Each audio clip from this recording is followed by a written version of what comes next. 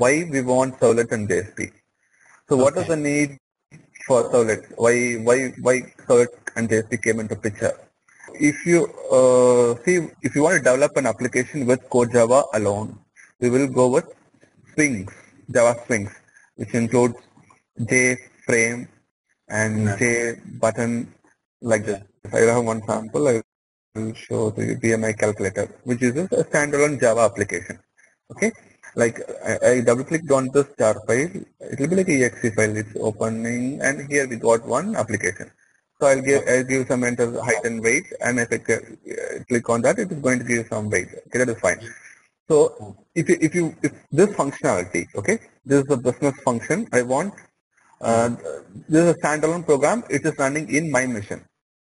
Yeah. So if you want this program, if you want to make use of this function, I want to share this jar file to you, right? Only then you can make use of that. Yeah. Yeah. If 10 people, if business wants all the 10 people to calculate the BMI, to make use of this BMI function, BMI calculator function, then I want to share this program to all the 10 people. If it is 100, I want to send this jar file to all the 100 people. If 1,000 people. Yeah. So rather than sending, and if there is any change tomorrow, if I want to, rather than BMI, I want to calculate some EMI application, again I need to send deployment. If you see, I want to give this jar for all 100 people, 1,000 people. So rather than sending them, what we will do is, we have one server, so we will deploy this application in that server, which will provide service to all 1,000 people, and we will give this URL to that 1,000 people, so 1,000 people can access this application using this URL. There comes need of server web application. So we will deploy the application in the server, so all the 1,000 people can make use of that rather than sending the jar file to all 1,000 people. Okay. Yeah. So using Core Java, we can develop applications using JFrame, JButton, JLabel, all those things. But it will be a standalone application. Standalone, only a single user can use it actually. Only a single user. If you go with Advanced Java, which includes servlets and JSP technologies, we can develop a web application where we can deploy in a server who provides service. Deploy in a server. We use Tomcat server. There are 3 types of server. One, application server, and 2, web server, and 3, database server, and some other servers like FTP is also server, like to upload and download a file repository. So let's focus on this because in web application typically we use these 3 mainly. So web application server will come with EJB container. Example, J2EE server. J2EE. If you want to run an EJB application, enterprise application. Yeah. In the sense, if you go to file, you can create enterprise application, dynamic web project, EJB project, or application client project, static web project, all those things. So if you want to run an enterprise application or EJB project, we will need application server. Example, JBoss is an application server. JBoss is an application server, and WebSphere, which is an IBM product, is also an application server, and WebLogic. A lot of things are there actually. So so here we have EJB container, right? Yeah. Which will handle the EJB beans, EJB sessions. This EJB, everything will cover it actually here. Okay. So there are something like stateful and status beans. Those beans lifecycle are managed by this EJB container. Similarly, for like web server, we will have something called servlets, CRB, LETS servlets, which will manage the request and response, which will manage the client's request. We will manage the request. Example of the web container is Tomcat. Tomcat is a web container. Apache is the server. Yeah, like JBoss, right? Like here Apache is the server, which we use Tomcat container to handle the client request. Same BMI application, right? We will host it one server which is running on a machine local host colon 8 port number and BMI CALC group later. So if we give this URL to him, he could access a web page. A web page could be rendered index.jsp so that he can perform some calculation. So this localhost is our server where our application is deployed. Yeah. And what's So the this is the main need. Yeah. actual difference between an application, means what application server does and what web server does actually?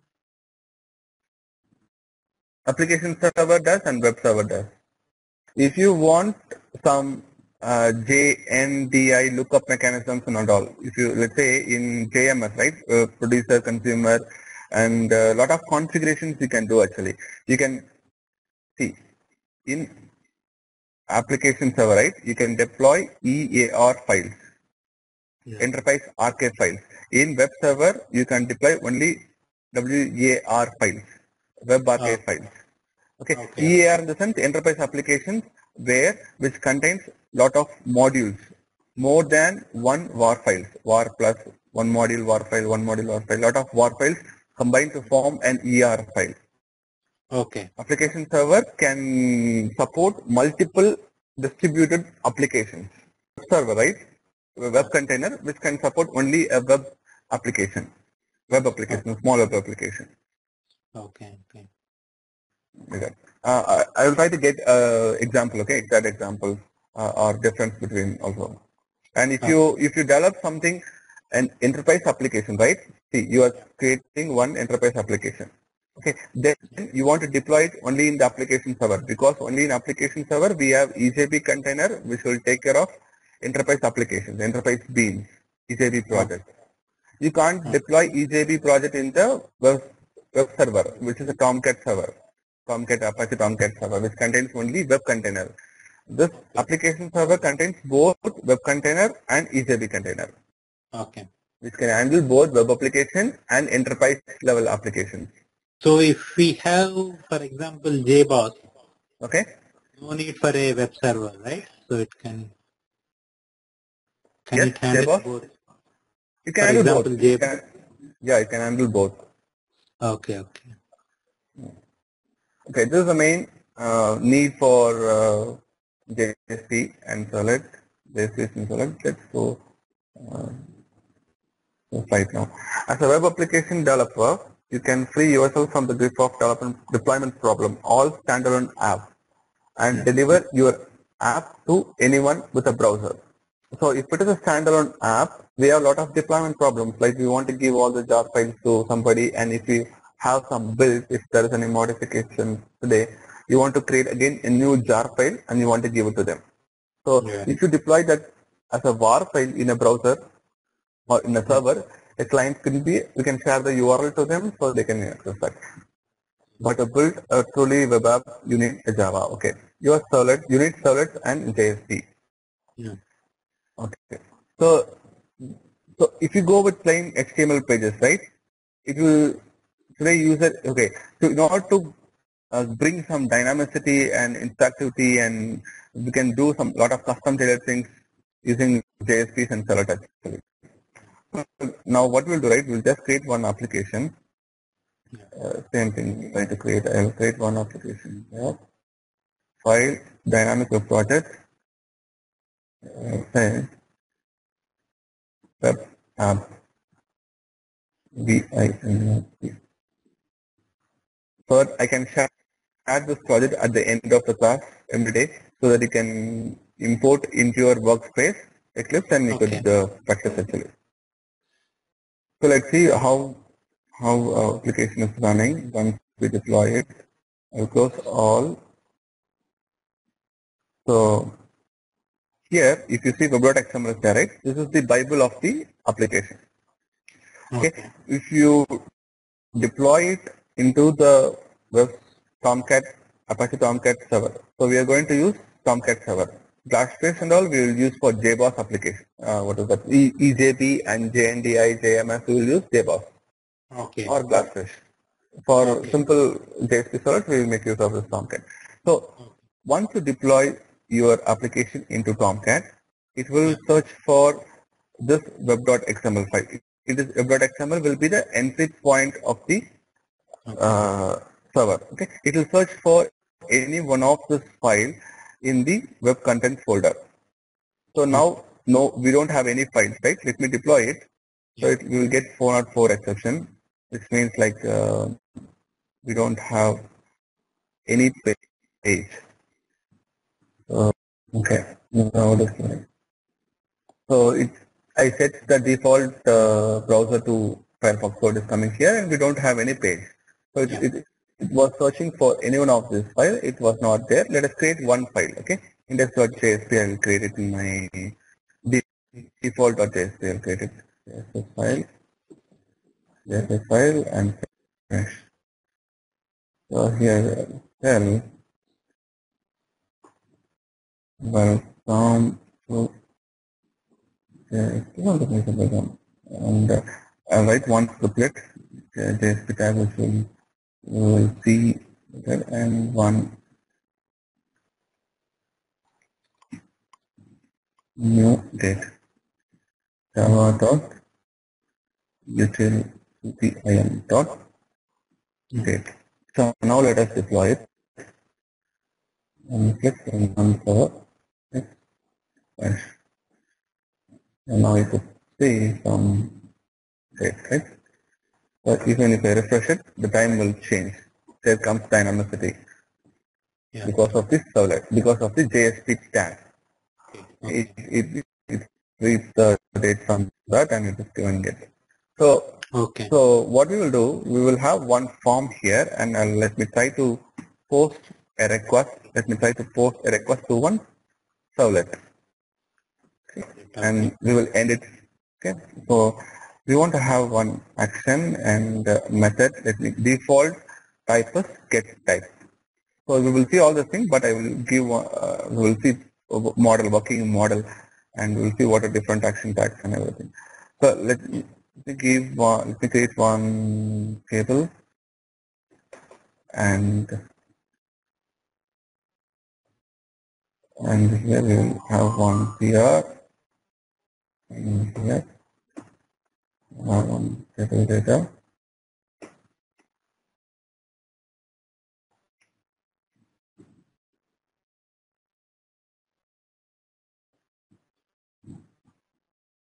And another one here with only one CD.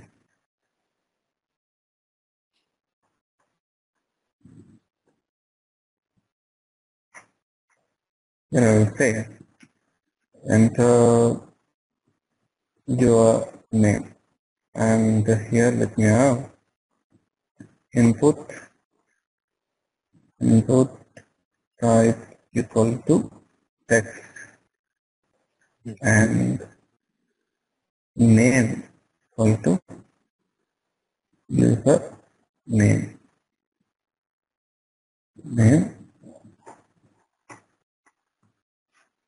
That's it. So first one, and enter the word. Wait. Input type equal to, let it be type text, and let it be age, and here we will put same thing but submit button. Let the image is submit, and value will be post or send to server. Here we will say post method. Because we are posting some data to server. When you should use get is if you want some pages from server, we use get. If you are posting something, then you use post method, and you want to give the servlet name. Let me create one servlet here, and new, and here we have servlet, right? So let me say hello servlet, hello VLET.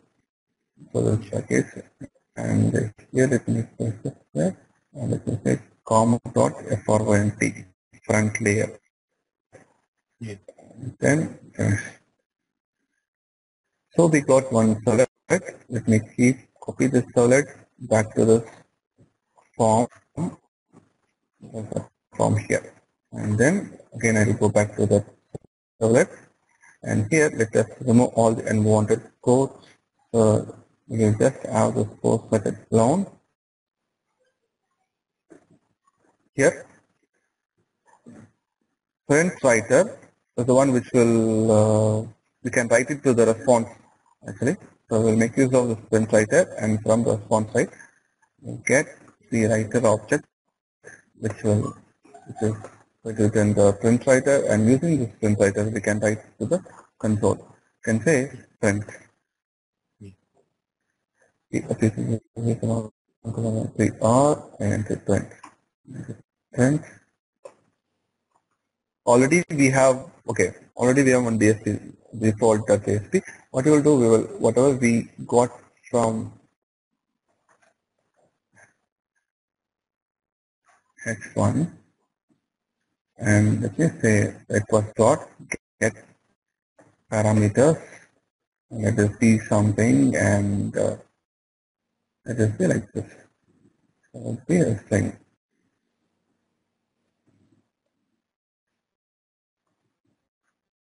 So and go okay. So from default.js, right, we'll pass the username and age. So let me put this one, and I'll put one comma. Your saved into database as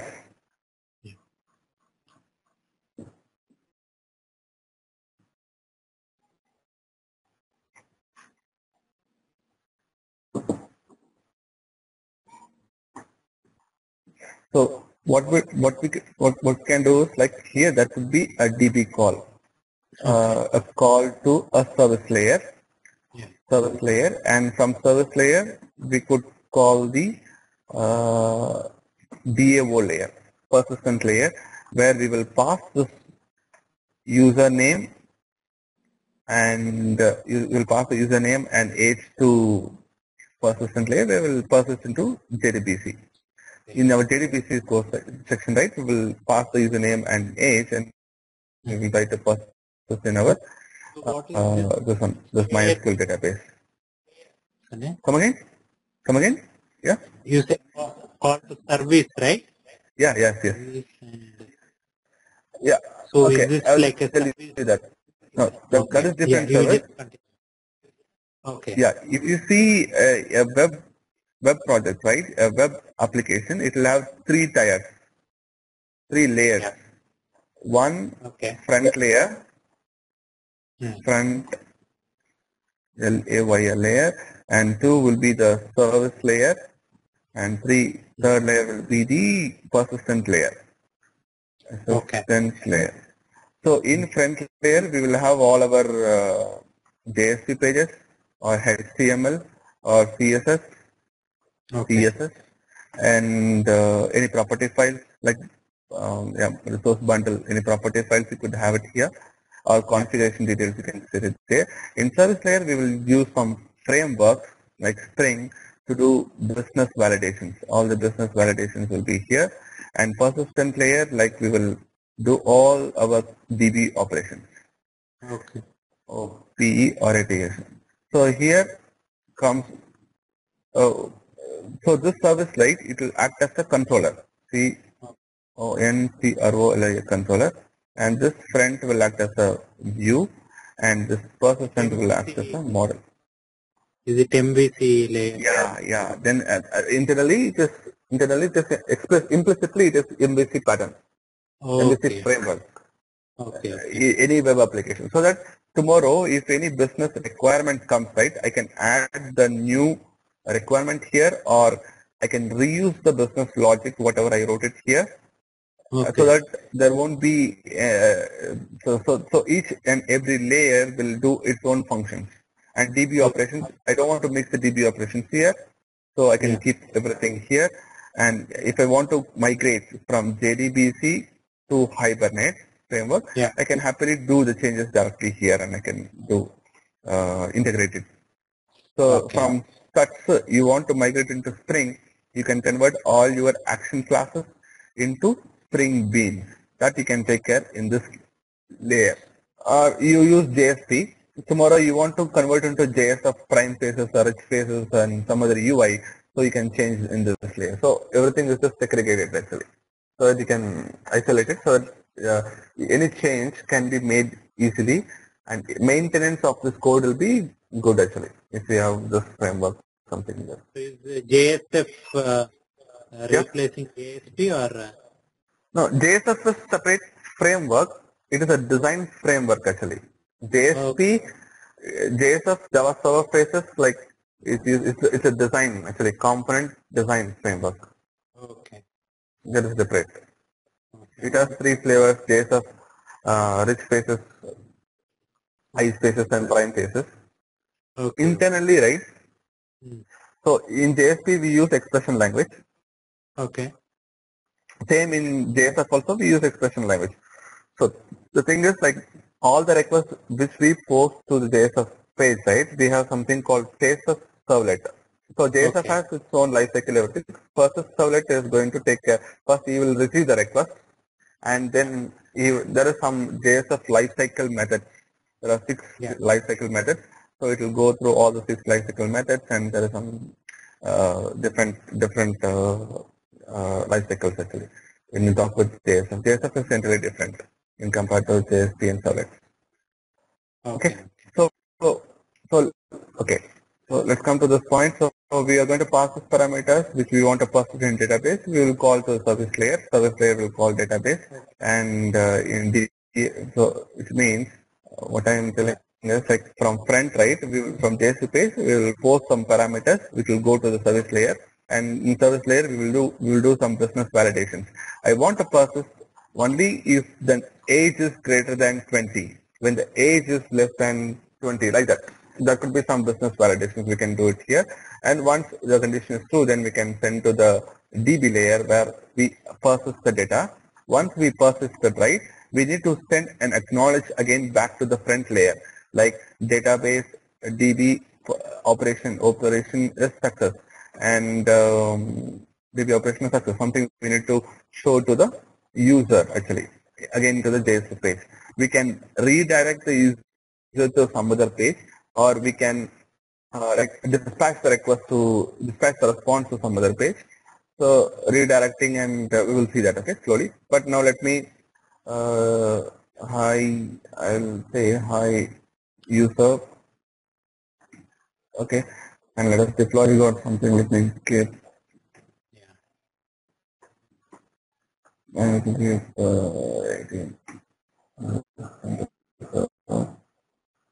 so you will just have to get the, but we didn't get the username. Let's see, I sent, okay, here we got it, Java, okay. User is Java, and you will register to database, which is coming here. Let us make it to H2. I think you will use all the